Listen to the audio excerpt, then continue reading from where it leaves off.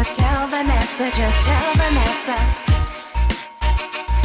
Just tell Vanessa now, tell Vanessa now. Just tell Vanessa, just tell Vanessa. Good evening and welcome to another edition of Tell Vanessa.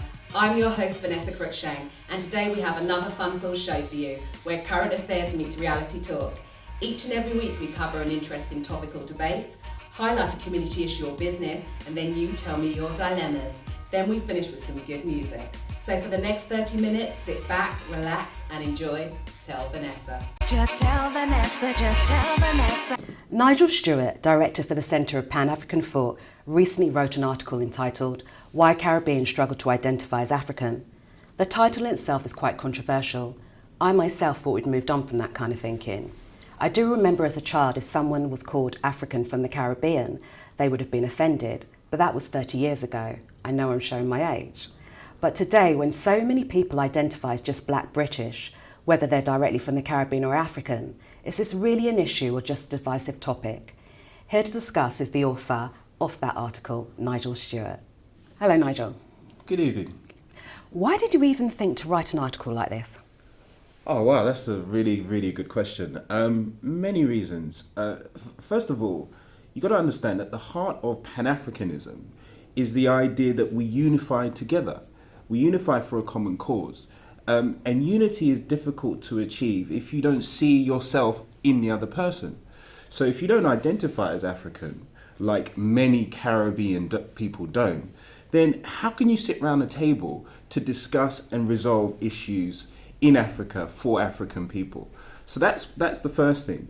The article really explores deeply why some Caribbean people reject their African identity, why they reject the Afro or the African yeah. in Caribbean. I'm thinking of, I went backpacking in Ethiopia, for example. And So did I. Did you? Yeah. And I remember going to Shashamane and all the Caribbeans that had actually settled there from Jamaica. Yeah. And I know they were mainly Rastas, but there's still a large settlement there. But I also meet a number of people now from the Black Caribbean community who actually have gone to Africa, settled, built houses, built really successful, thriving businesses there. So that was why I was asking whether it's a divisive topic now. Whether it's divisive in the sense of whether it's relevant, you mean?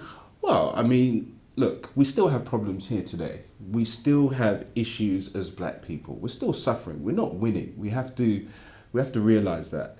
And speaking to the generation above me, speaking to the younger generation as well, the term Black British doesn't mean anything. If you say to them, listen, what does Black mean?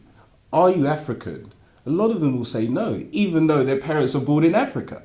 So this kind of thinking is one that I wanted to explore in the article, especially for young people. Yeah. So I just want to ask you, you're the director and founder of the Centre for Pan-African Thought. That's right, yeah. Tell me and the viewers exactly what that's all about. What about education? Quite simply, what we want to do is we want to mainstream African consciousness. We want to give young people a chance to look into their history and learn and understand some things about themselves that aren't taught in their schools, aren't taught in society. We want to really highlight some of the key figures in our history, people like Henry Sylvester Williams, for example, George Padmore. These are the forefathers of Pan-Africanism.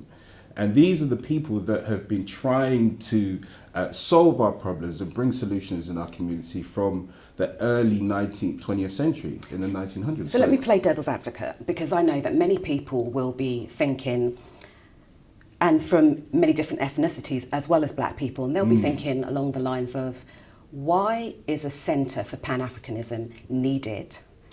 Is it relevant? Is it current today? Well, is it relevant? Yes. Is it current? Time will tell, because our success with quite a new company, our success will be told in time to come.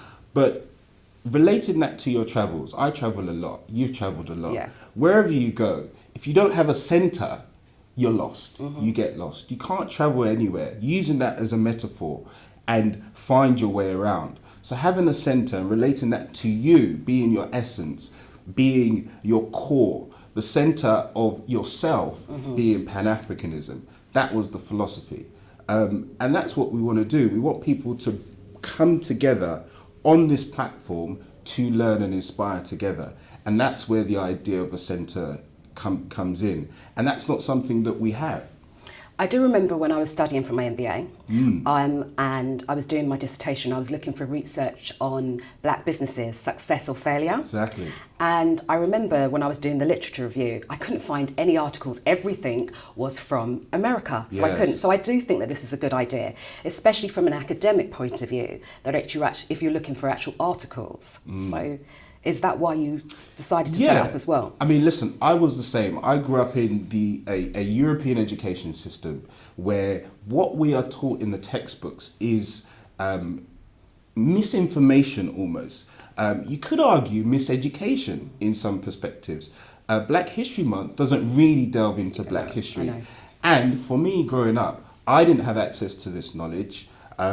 My parents didn't teach me this knowledge, but this knowledge is crucial for self-pride. This knowledge is crucial for us to understand who we are. But we're now grown up in the age of Google. When I did my research, Google wasn't so advanced. Google is advanced now. You can search and find anything that you want on the internet. So how are you going to ensure? Vanessa, how are you going to ensure? search? No, let me finish. How are you going to ensure that you're current, that you maintain relevancy? How we're going to do that is by engaging with some of the thought leaders in our field. So if you came to one of our last debates, we had people like Kehinde Andrews, who just started the first Black Studies course in Birmingham, or will be. Okay. We had people like Professor Addy, who's a historian in Pan-Africanism. So we engage with these people. These people are close to us so we can make sure that we're relevant, historically accurate, and what we produce, the content we produce, is palpable and really engaging for our audience. But let me come back to you on Google, because doing a Google search doesn't mean anything. As far as information can take you so far. Okay. But what can you do with that information? Where's the wisdom? What does it mean? How does that translate into my everyday life and my everyday experience? So going back to the article about why Caribbeans struggle to identify, what that explores is how to then try to change your mindset into thinking African, being African and doing African, and splitting what is your national identity against your racial identity, or as opposed to your racial identity. Explain a little bit more, go a little bit into depth. I really want to drive that point very strongly. Go on. There's a very big difference between your racial identity and your national identity. Okay. So yes, proud to be British, proud to be Brazilian, proud to be wherever you're from in that context. Okay. But that's your national identity. That's the culture in which you grew up. That's the society. But never forget your essence. Never forget your core. Never forget the Afro in Afro-Caribbean. Or and the African, rather than the Well, Afro. it denotes African, exactly. And that's the source of our pride. That's the source of our consciousness. And delving into that history and that turn is very, very important for our racial esteem. Okay. At the Centre for Pan-African Thought, you've got a lot of debates taking place, and you know how much I like debates. One of them is quite controversial.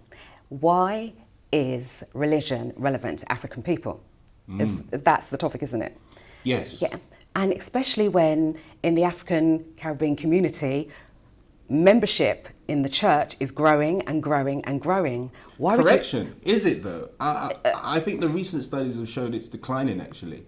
I read an article in The Guardian saying the Christian numbers the Christian numbers are declining, but the African where is the decline happening? But the African membership has grown. I'm not so sure about No, that. it has. Yeah, I'm not so sure. I can tell you about a church that I know, for example, who started off with 5,000 members. Yeah, they've actually now moved to Kilburn and taken over a complete theatre where they can have 10,000 people in their church. They're full. They're actually full each week. Yeah, so they've actually spent how many millions and bought acres of lands to do other stuff. Well, listen, we need to have this debate because it's in our essence and in our core. Yeah. If you talk about having an African consciousness, spirituality is part of our consciousness. That's one thing we've got to resolve. I was recently in Nigeria, churches everywhere, mega churches. But in terms of the history and the legacy of religion, we need to ask the question where this has taken us.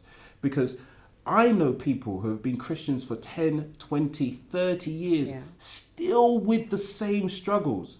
It's absolutely deplorable that they're going to church every week, doing the same things over again, believing for a change in their lives, and nothing has happened. So we need to get to the root of that. Is that anything to do with the church? It could actually be to do with the mindset of the individual, not actually the church. But it could be to do with the philosophy and the consciousness that they're taught also. And historically, we need to correct certain things as well. So we need to look at what was in place before, when we were African people ruling the earth. What was our spiritual practice? What did it look like? What did it feel like? What did our ancestors think about God before these ideas, these European ideas, were introduced into our society? So that debate answers that question. So who have you got coming on the debate? I can't tell you that now. Come on now. But however, you will not be disappointed. We have the most preeminent scholars coming to that panel. Believe me, you will not want to miss that, because we've got guys with decades of research, people who've done TV shows, written reference books, coming to debate. So when you leave, you will absolutely have all the facts in front of you to make the decision, is religion good for African people? Well, I'll definitely be there at that debate. I hope so. Yeah. So if anyone wants to get more information about coming to your debates or the Centre for Pan-African Thought, what do they need to do, Nigel? They need to hit panafricanthought.com. They need to hit Twitter, PanAfricanUK. Using the hashtag debate, listen and grow. Okay. I believe it is. Excuse my social media team if that's wrong. We're on Facebook as well, Centre Pan-African Thought. Tons of information, amazing articles. We do amazing research. We go deep into the issues. We're not a surface organisation. So some of the topics might tickle you, they might prick, but they're there to help you learn and open that as a reference point for you to really go deeper and study for yourself. And that's what we want the centre to be. Well, I've really enjoyed speaking to you. It's been interesting. I'd like to thank you for coming on to the show today. Pleasure. Okay, thank you, Nigel. Take care. Just tell Vanessa, just tell Vanessa. I need a plumber and a gardener too. An electrician who can work for you. What do I want? I need a trader.com. What do I want? I need a trader.com. Looking for a plumber or a gardener or searching for a trader in your area? Then go to ineedatrader.com. For all your trade needs under one roof. ineedatrader.com.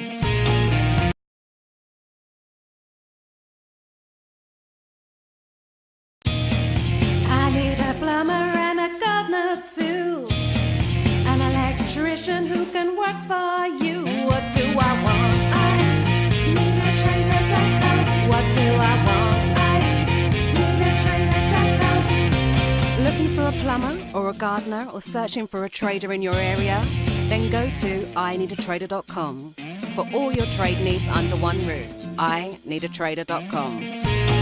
Just tell Vanessa, just tell Vanessa. Each week we highlight a community issue or business, and this week we're with director and founder of Vital Munch, Myran, who's here to show us about her Caribbean vegan cooking. So, good evening, Myran. Good evening, thank you for having me. That's okay. So, we're going to be doing some live cooking here now. We are. Yeah. I have some mini manufa, which is a kumut flatbread with coconuts as well. So, it's served with portobello mushrooms as well as ackee as well, and it's highly nutritious. So, we've got soursop as well as moringa and other herbs as well. We've heard a lot about moringa on this show. Yeah. So you want me to help you do some cooking? I do. What would you like me to do today? I want you to focus on the portobello mushrooms. Okay. Okay, well I'll focus on the ackee. Okay. To begin with, we just got some shallow water boiling, and this is an alternative to oil. Okay. As an alternative to oil, we've got some herbs. So if you just can put like a little bit of these herbs in there, you just pour, and you can just do other ones as well. We'll just take some out. Okay. And what herbs is that? This is raspberry. Oh, okay. This is raspberry herb. And these are safe as well, also like for people who are pregnant as well, so I'm pretty much selective with my herbs. Yeah, and this one is lemon balm, which keeps you calm. It takes away any infections from the body as well. Okay, Yeah. so I can see it boiling away nicely here. Yeah, it's doing a very good job of doing so. So what we're going to do is, you're going to put some pink Himalayan salt in it, just a little bit. And what does this do? That is actually good for the bones, in fact. So how much do you want me to put in? Just half a teaspoon. Yeah. Yeah, ooh, a little bit, that's it, Yeah. no more than that. Okay, so before it actually peels this portobello mushroom, Okay. and you're just going to just pop it in, Okay, so just straight in, yeah? just straight in. Okay. All of it? Go for it. Okay. Go for it. Okay, we'll do Okay. Now what you could do is just add some onions as well. Yep, careful. Okay. Now when you're done, I take the tongs and just put some onions in here. Okay. And what you can do also... Is that enough onions? Yeah. Or you can go for a bit more. Let's put some more onions in there. Okay. Like that. And what you can do, you can stir that up for me. Just stir that up for me.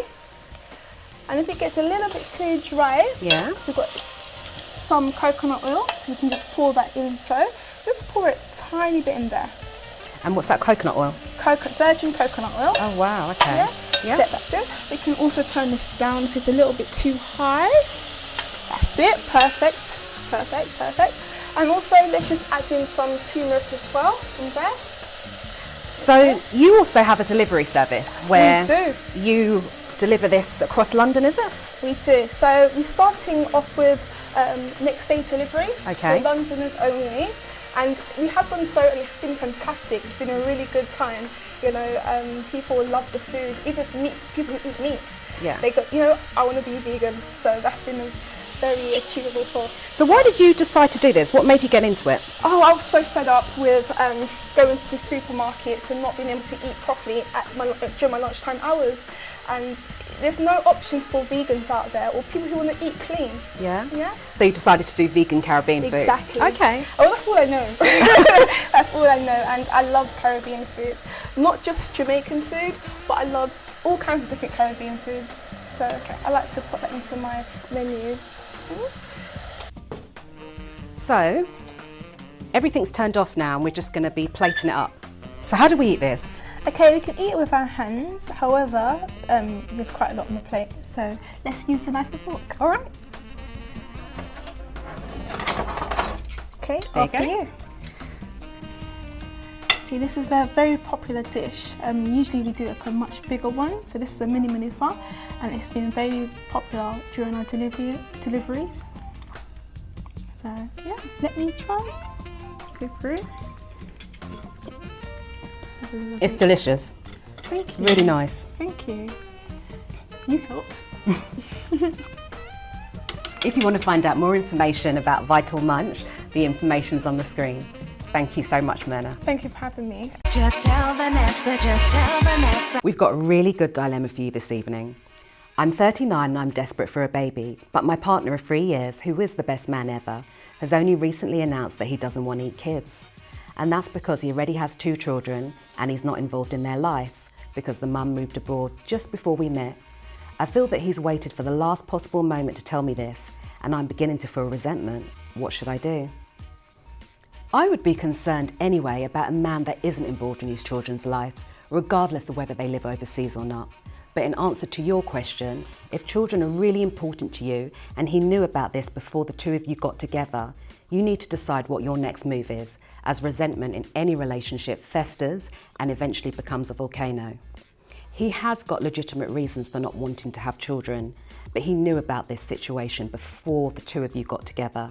You need to talk to this guy seriously and find out where his head's at before another 3 years goes by and nature takes the decision out of your hands. If this guy's adamant, then you need to decide, children or this relationship. Some people are perfectly happy without kids, but you don't want to regret the sacrifice later on down the tracks. So think carefully, your next move, what is it going to be? But like I say every week, this is just my advice. Let's hear what they say on the streets. Just tell Vanessa, just tell Vanessa. Well, I think the only solution to this is couples therapy, because no one else can actually tell you how to fix your marriage. I mean, you still need to talk to him personally and, ask him why he's doing this now, because there may be another reason. But, couples therapy is the only thing. No one can actually tell you the exact solution. This one, I don't see how it can kind of work out properly, because a couple of issues you've mentioned, like I said, you want to have kids and he doesn't. He's had the kids already and it's ended badly with him not getting to see said kids and things like that, which is going to kind of not want to be like sort of repeated in a way. But also you're 39, not 19.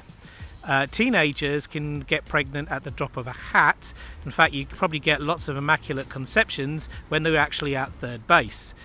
39, that's a lot harder kind of stuff to occur, which is why people are talking IVF and all the rest of it.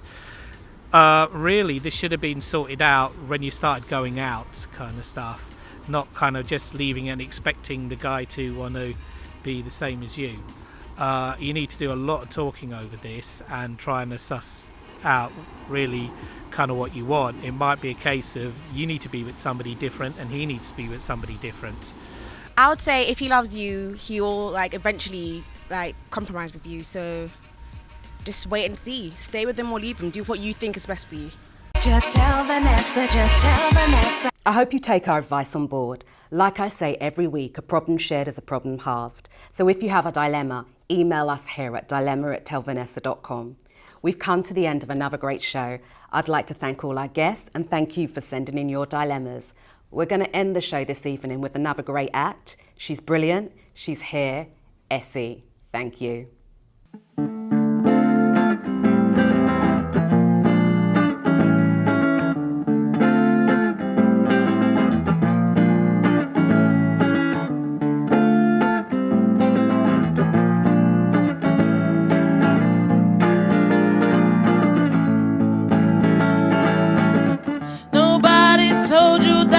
Country ain't free.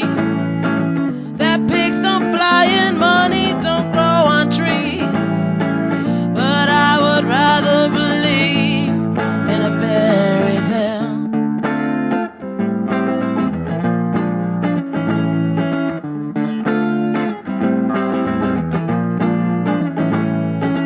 I fell asleep and slept 100 years. I let go of all my hopes and my fears, 'cause I would rather believe in a fairy tale. Everybody's got a story to tell, secret life, a private hell. They spun a yarn they cannot sell, 'cause they would rather believe in a fairy tale.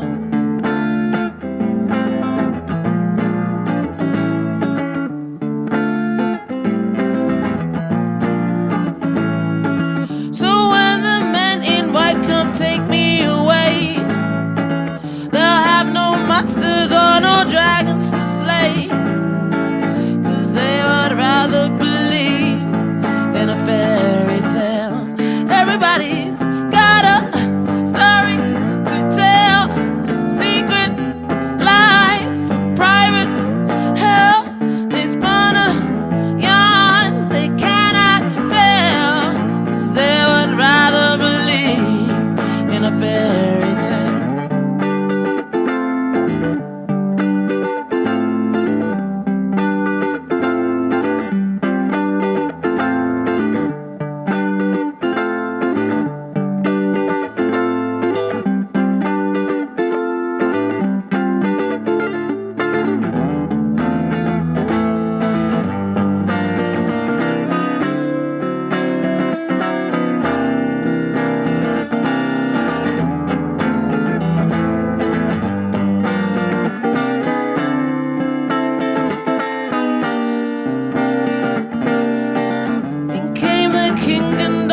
Horses and men, they could not put me back together again.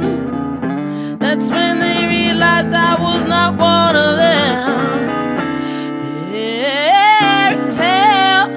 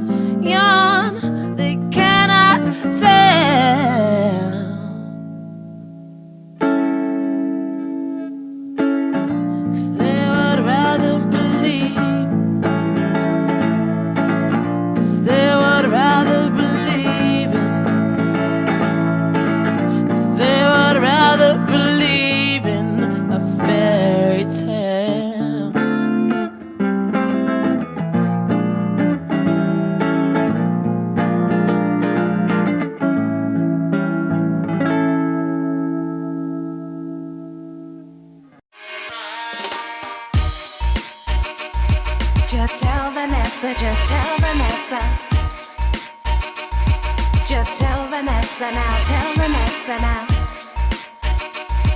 Just tell Vanessa, just tell Vanessa. Just tell Vanessa, just tell Vanessa now. Tell Vanessa. Tell Vanessa now.